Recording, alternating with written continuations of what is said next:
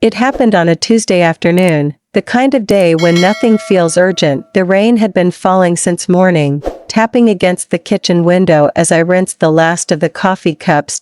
I thought it would be another quiet evening, my partner humming in the living room, the smell of her favorite jasmine candle drifting through the air. Then I heard footsteps behind me. I turned, expecting something ordinary, a question, maybe a reminder to take my vitamins, but instead, her daughter stood there, shoulders tense, eyes fixed on mine with a look that told me she'd been rehearsing what she was about to say. Her voice didn't tremble, but it wasn't loud either. Either you leave, or I will. For a moment, I thought I'd misheard. The words hung between us like smoke, impossible to grab, impossible to ignore. I tried to breathe, but the kitchen felt smaller, the air heavier, as if the walls were leaning in. I was 60 years old, and yet, in that instant, I felt like a child again, powerless, uncertain, and terrified of losing the only home I'd ever truly made for myself. The day had started like any other, slow and quiet, the way I preferred it now. At 60, I'd learned to take comfort in small routines, the kind that most people overlook. I woke to the soft hum of the heater, the faint creak of the house settling as the wind brushed against the siding. My partner was already in the kitchen, her movements gentle but sure, the sound of a spoon tapping against a ceramic mug as she stirred her tea. I lay in bed for a moment longer, letting the scent of jasmine from the candle she lit every morning drift through the doorway. It was a small habit she had kept for years, a detail that reminded me of the first time I stepped into her home and noticed how she filled it with warmth that didn't come from furniture or paint, but from the way she existed in a space. That morning I joined her at the table, the wood worn smooth from decades of use. We didn't talk much, our love had never needed constant chatter to feel alive.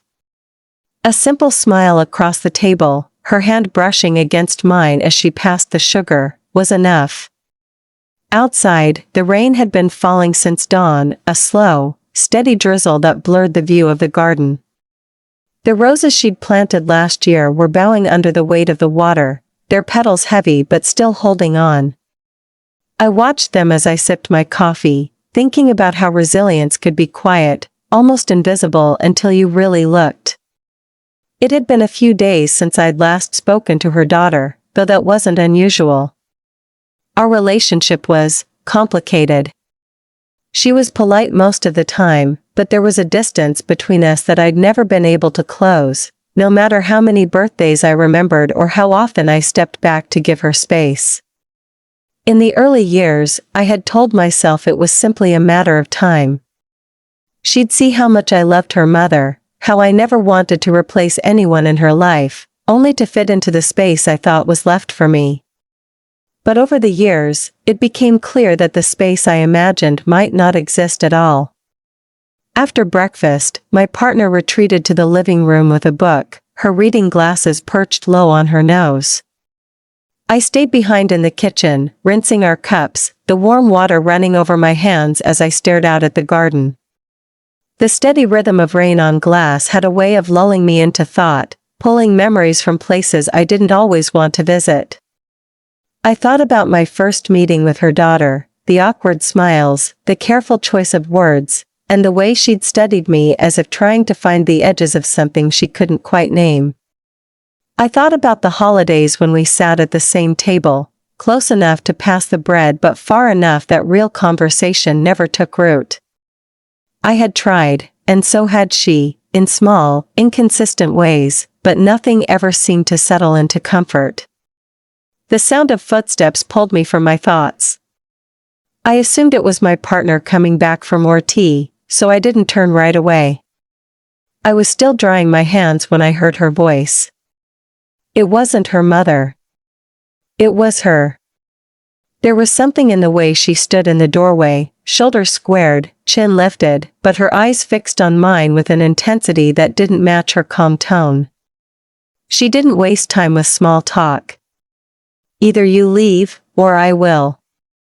The words didn't land all at once. They seemed to hang in the air for a second, like the pause before thunder after lightning. My first instinct was disbelief, the kind that makes you wonder if you've somehow misunderstood. But there was no room for misunderstanding in her voice. It was deliberate, almost rehearsed, like she'd been carrying it in her mouth for days, waiting for the right moment to let it out. My hands were still damp from the sink, the towel clutched loosely in my grip. I could feel my heartbeat in my fingertips, a dull thud that made my skin feel tight. I opened my mouth, but no words came. What could I possibly say? That I loved her mother more than anything? That I had spent years trying to be a part of their family without ever stepping on her place in it? That I had never wanted to be her enemy?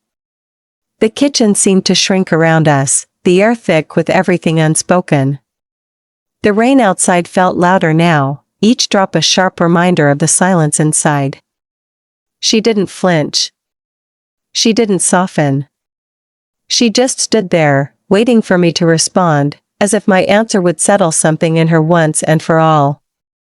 I swallowed hard, but the lump in my throat stayed. I thought about calling for my partner, about letting her be the one to bridge this sudden gap, but something in me resisted.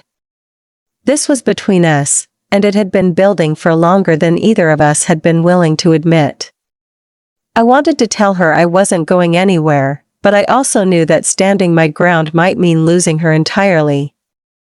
And in that moment, I wasn't sure which loss would hurt more. For a long moment after she spoke, I didn't move. The weight of her words pressed down on me, making the air feel thick and slow to breathe. My mind scrambled to find something to hold on to, some explanation or softer meaning hiding beneath the bluntness of what she had said. But there was nothing. It was as clear as the rain sliding down the window behind her, leave her mother, or she would. There was no tremor in her voice, no flicker of uncertainty in her eyes. She had decided this long before she stood in front of me, and now she was simply delivering the verdict. I gripped the towel in my hands, feeling the damp fabric twist as my fingers tightened. The instinct to defend myself bubbled up, but it was tangled with a fear I couldn't quite name. I had been through enough loss in my life to know how quickly love could be taken away, and now I could feel that familiar edge again, sharp and cold, pressing against me. Why? It was the only word I could manage, and even that came out quieter than I intended. She didn't look away, didn't soften. Because you're ruining her life, she said, her tone as steady as her stance. You've changed her. She's not herself anymore. And if you care about her at all, you'll let her go. The accusation was like a slap I hadn't braced for. I wanted to protest, to tell her she didn't understand, that her mother was happier than she had been in years, that we had built something good together.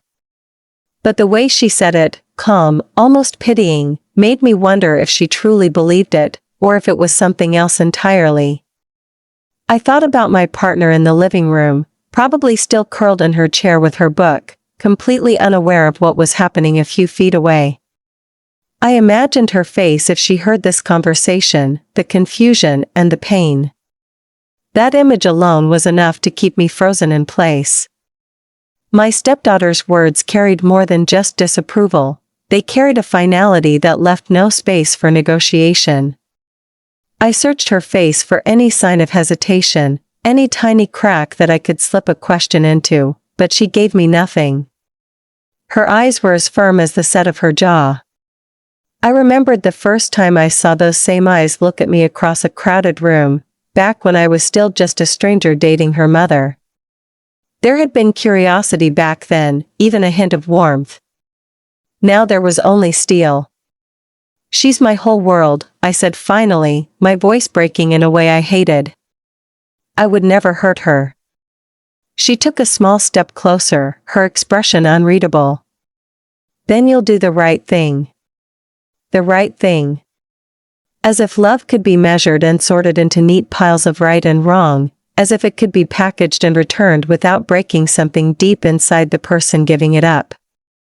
My chest tightened, my breath coming faster, and I could feel the heat rising in my face.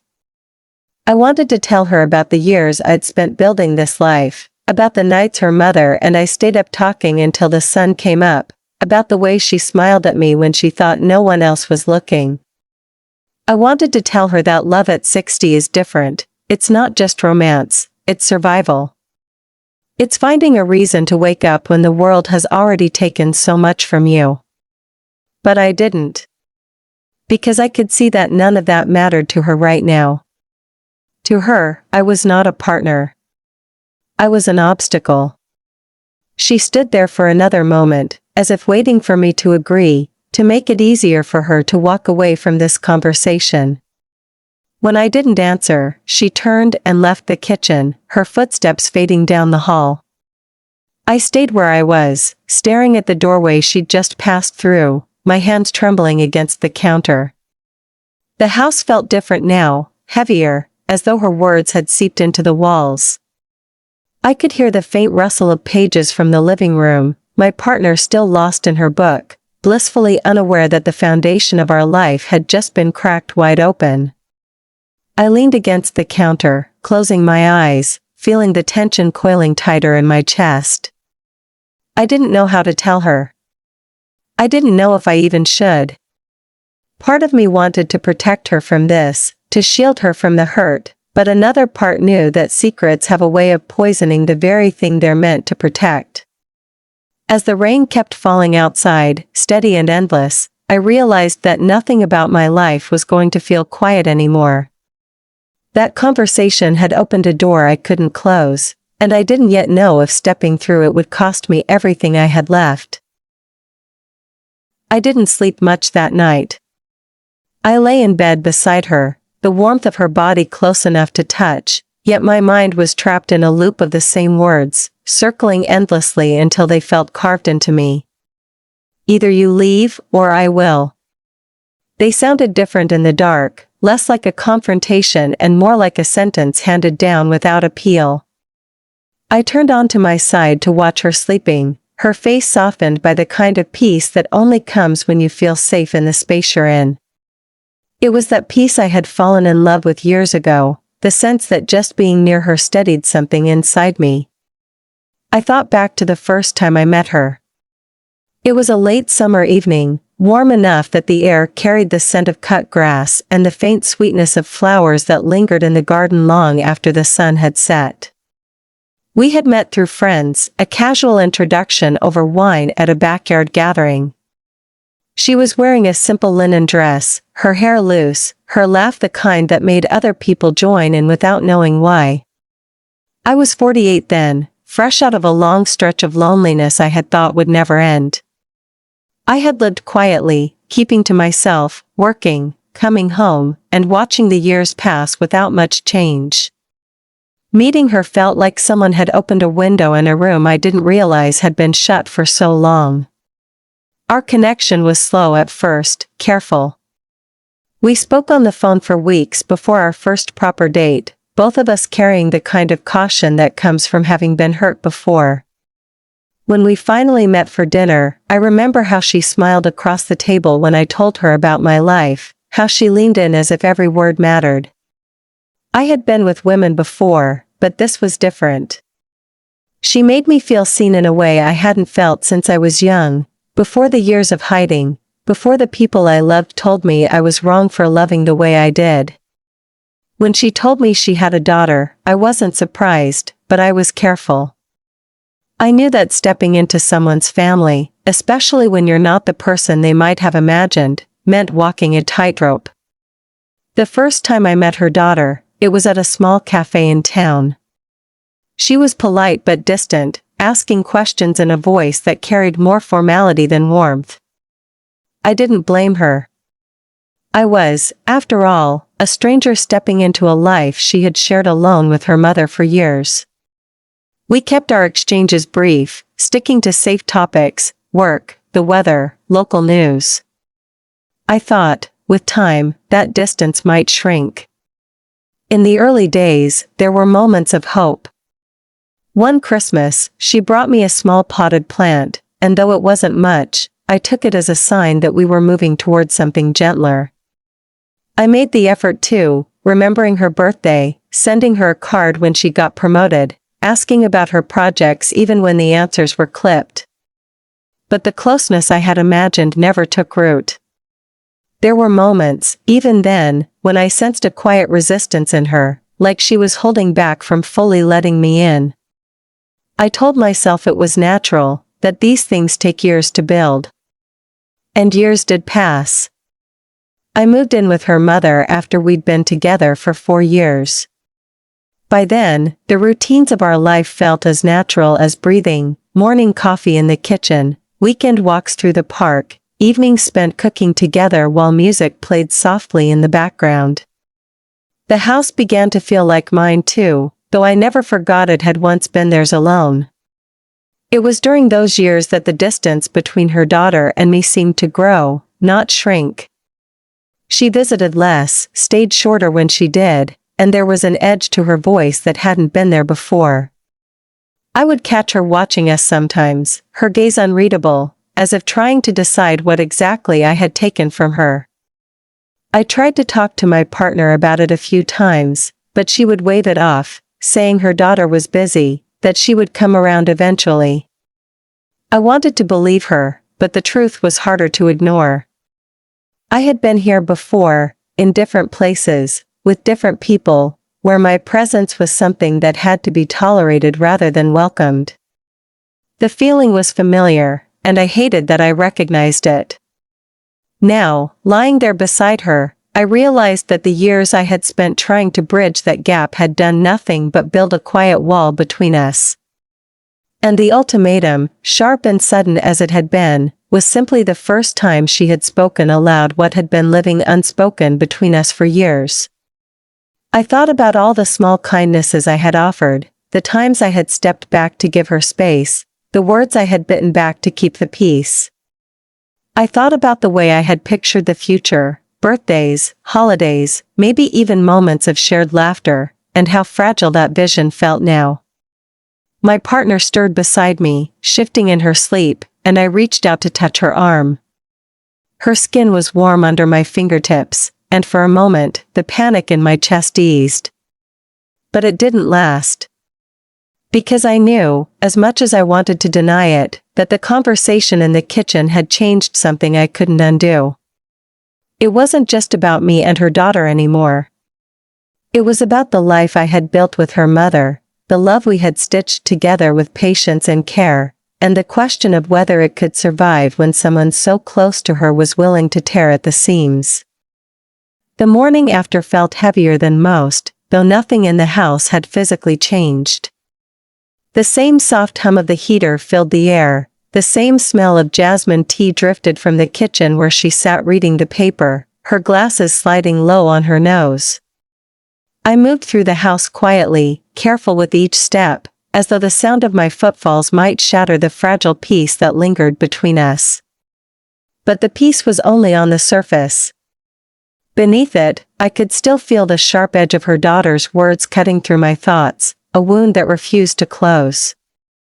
Every room felt smaller, not because of its size but because of the awareness that she was here too, somewhere in the house, and that our interactions were now shaped by something unspoken but undeniable. At breakfast, she didn't join us. My partner explained it away without looking up from her toast. She said she has some work to finish, but I knew better. The distance wasn't accidental anymore, it was deliberate. I tried to focus on the conversation at the table, nodding at the right moments, even smiling when she told me about a neighbor who had finally fixed the fence that had been leaning for years. But my mind kept drifting back to the hallway outside the kitchen, to the way her daughter had stood there the day before, her voice steady as she dismantled the life I had built with a single sentence. The sound of the rain outside had been replaced by the occasional groan of the old house, the kind of sound I usually found comforting.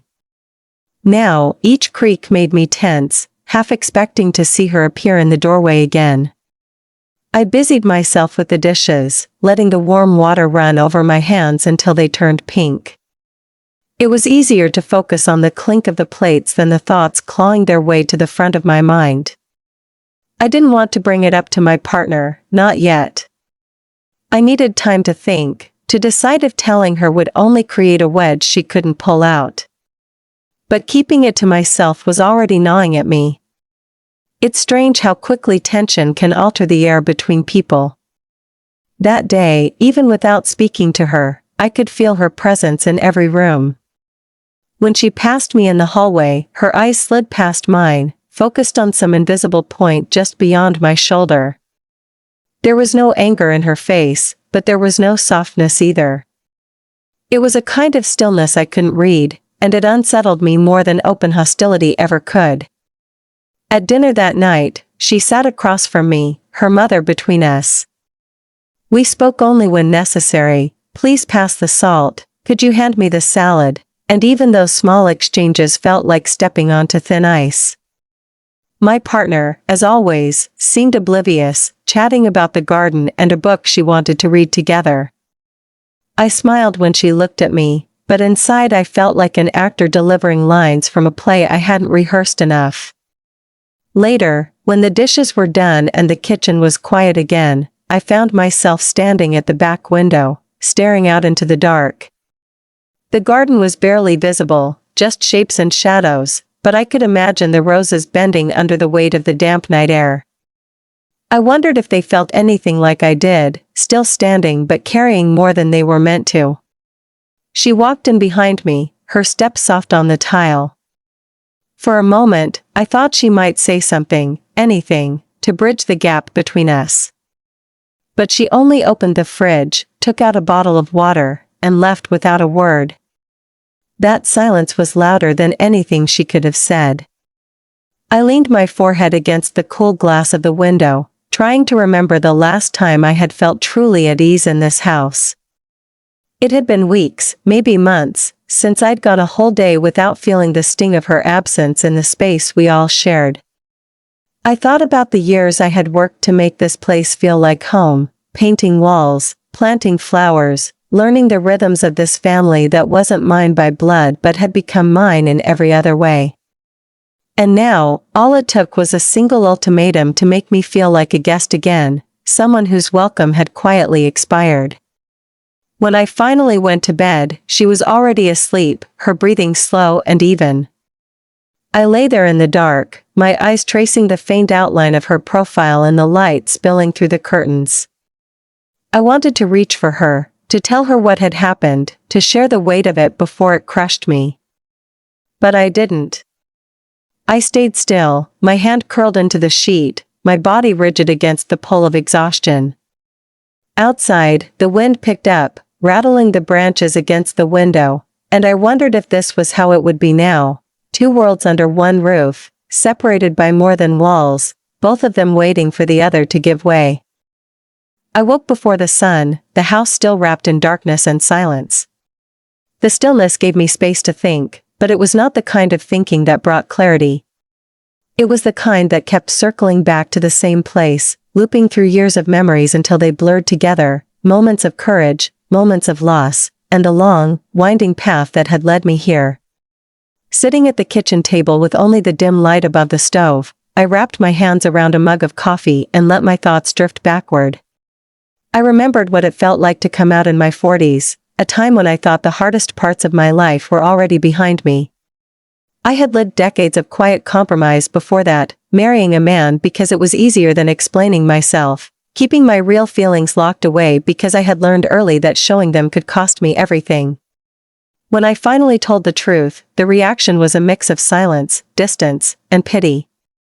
Friends who had known me for years stopped calling. My family tried to pretend it was a phase, something I would outgrow if they just ignored it long enough.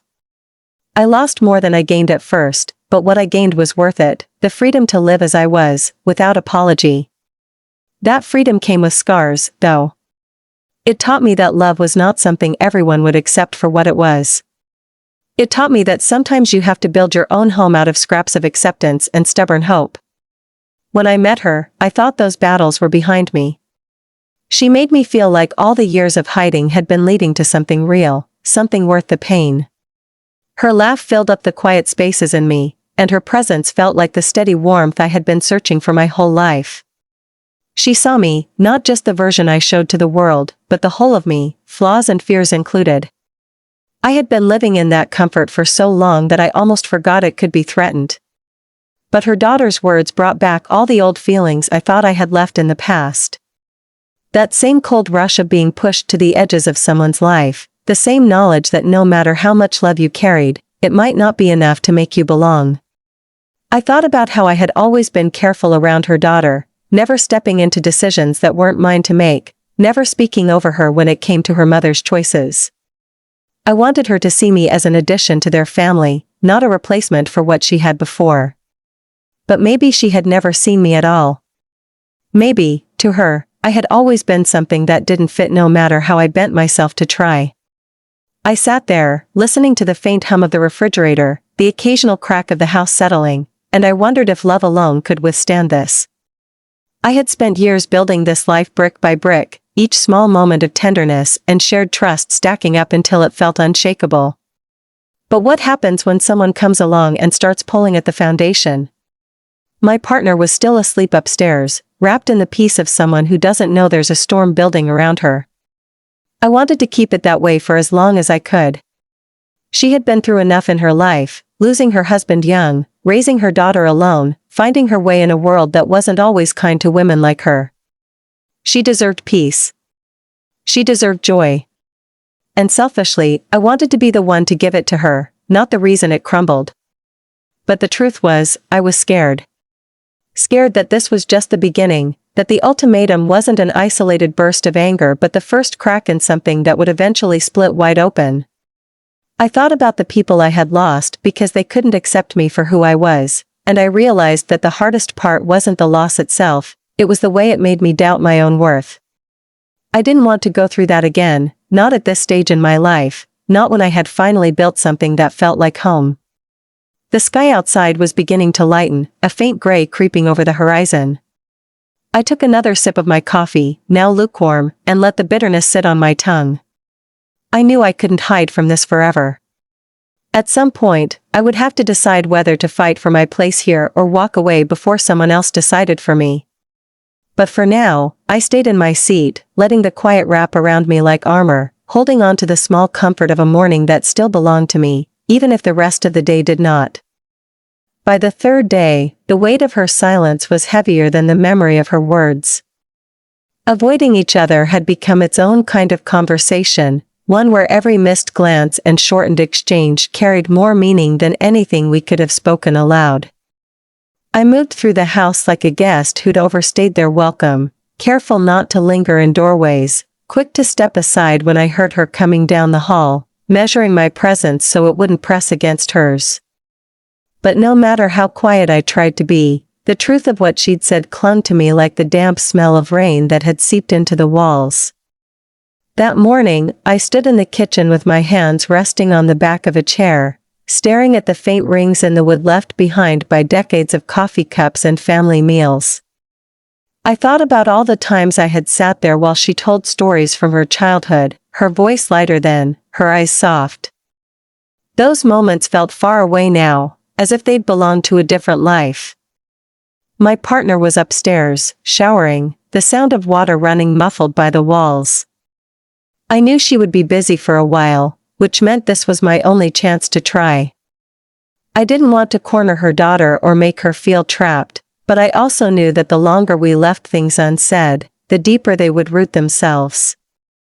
I found her in the dining room, sitting at the table with her laptop open, papers spread around her like a small fortress.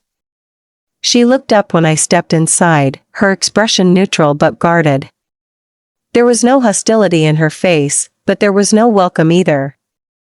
I took the chair across from her, the scrape of it on the floor louder than I'd intended. For a moment, neither of us spoke. I could hear the faint tick of the clock on the wall, the occasional rustle of paper as she shifted them slightly, her fingers tapping once against the keyboard before falling still. "I wanted to talk to you," I said finally, my voice low, careful. Her eyes flicked to mine, then back to her papers. "About what?" The question was flat, without curiosity. I took a breath, steadying myself. "About the other day. About what you said." She didn't respond right away, and I realized she wasn't going to make this easy.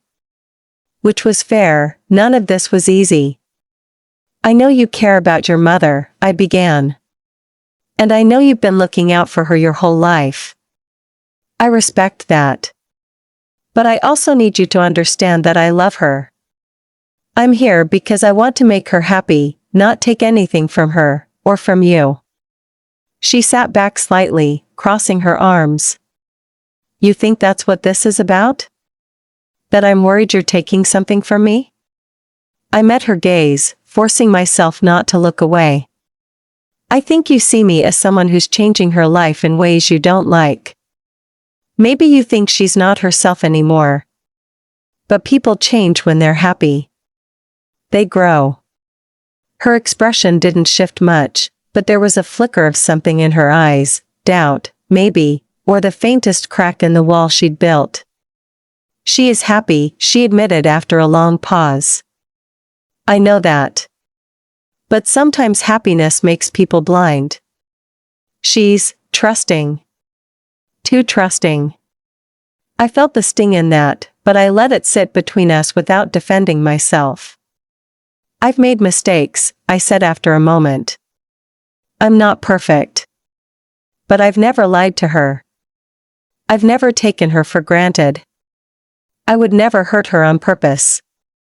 She studied me then, really looked at me, and I had the sense she was weighing my words, trying to decide if they carried truth or just the kind of polished sincerity people use when they want to win favor.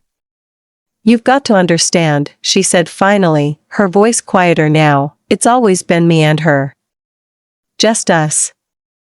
And then you came along, and everything shifted. I'm still trying to figure out where I fit now. Her honesty disarmed me more than anger ever could have. It wasn't just resentment, it was fear. And fear was something I knew intimately. I don't want to replace you, I told her. I couldn't if I tried. You're her daughter. That will always mean more than anything else. I just want to be someone you don't have to see as a threat. She didn't answer right away, but the sharpness in her posture eased, just slightly. I'll think about it, she said finally, gathering her papers and closing her laptop. It wasn't forgiveness, and it wasn't acceptance. But it wasn't the solid wall it had been before either. As she left the room, I sat there in the quiet, my heart still beating fast, unsure if what I'd done had helped or simply stirred the waters. Upstairs, the shower turned off, and I heard my partner moving around, humming softly to herself. That sound, so light, so unburdened, was the reminder of why I'd tried it all. Because if there was even the smallest chance to mend this before it tore her in two, I had to take it.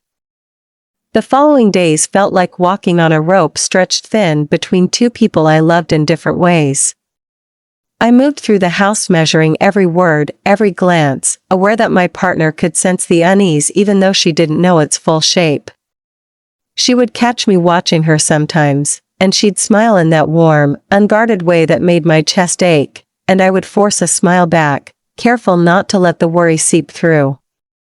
Her daughter, on the other hand, had gone quiet. Not in the same cold, hard-edged way as before, but in a way that told me she was thinking, turning our conversation over in her mind, holding it up to the light from different angles. I didn't press her. Some things needed time to settle before they could shift. Still, I knew this was only a pause, not a resolution. One evening, the three of us found ourselves in the living room together, something that hadn't happened in weeks. My partner was curled in her armchair with a blanket over her legs, sipping tea and chatting about an old friend she'd reconnected with online. Her daughter sat at the other end of the couch, her phone in hand but not really looking at it. I sat in the middle, the space between us filled with unspoken history and the soft hum of the lamp. It should have been a simple, ordinary moment. But ordinary had become rare, and I could feel the weight of it pressing on me, making it hard to breathe naturally. My partner's voice was light, almost playful, as she told a story from years ago, and I could see the way she looked at her daughter, how that love had its own rhythm, steady and sure. It made me think about the bond they had, built over decades of just the two of them against the world. I would never have that depth with her daughter. And maybe that was okay. Maybe what I needed wasn't to become part of their history but to find a way to fit into their present without erasing what came before. At one point, my partner left the room to refill her tea, and the air between her daughter and me shifted again. She looked at me for a long moment, then said, "You really love her, don't you?" The question wasn't an accusation this time, it was softer, almost curious. "More than I can explain," I answered, my voice low, steady. She didn't look away. "She's been happier since you came along." "I can see that. I don't want to take that away from her." The way she said it carried something unspoken, a kind of reluctant surrender, but also a test, like she was waiting to see what I would do with that small piece of trust. I leaned forward slightly. "And I don't want to take anything from you. I know I came into your lives when things were already settled between you two. That's a hard thing to adjust to. But I want to be someone you can respect, even if we're never close." She exhaled, almost like she'd been holding her breath for weeks. "It's hard to explain, for so long it's just been me and her. I'm not used to sharing her attention, her time. It feels like losing something even when I know she's gaining something, too." I nodded slowly, feeling the truth in her words. "I understand. I've been on the other side of that before. It's not easy. But maybe it doesn't have to feel like a loss if we both care about the same thing, her happiness." She gave a faint smile then, the first I'd seen in a long time, though it faded quickly. "I'm not promising anything," she said. "But I'll try." It wasn't a full bridge between us, but it was the first step toward one. My partner came back just then, holding her tea, oblivious to the shift that had just happened. She sat down, her eyes bright, and started telling us about the dinner she wanted to make over the weekend. We both listened, and for the first time in weeks, the room didn't feel like it was holding its breath.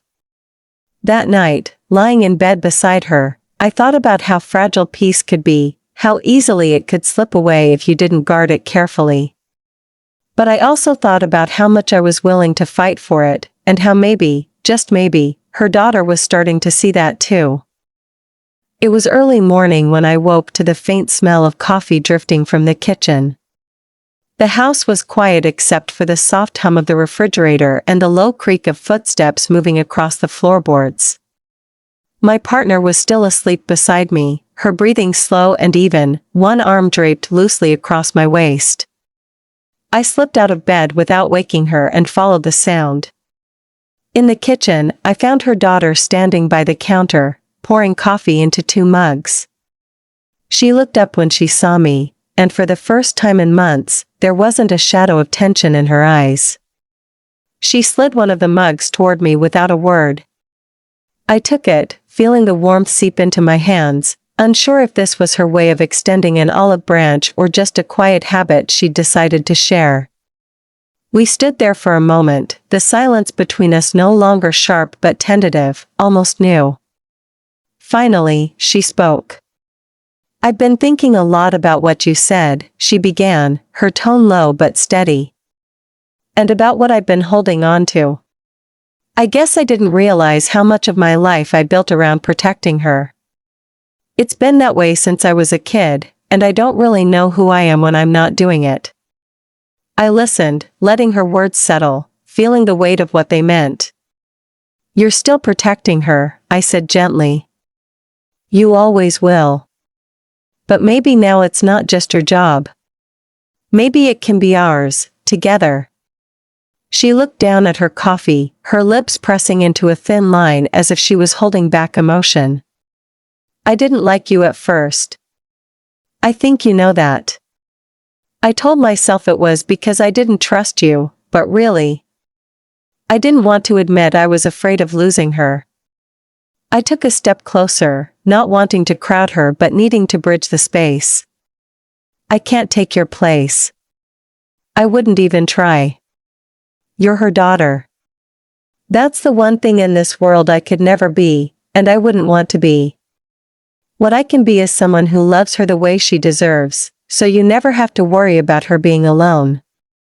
Her eyes lifted then, meeting mine with a quiet intensity. She's happy, she said again, almost to herself. I can see it in her face. I guess that's what matters most.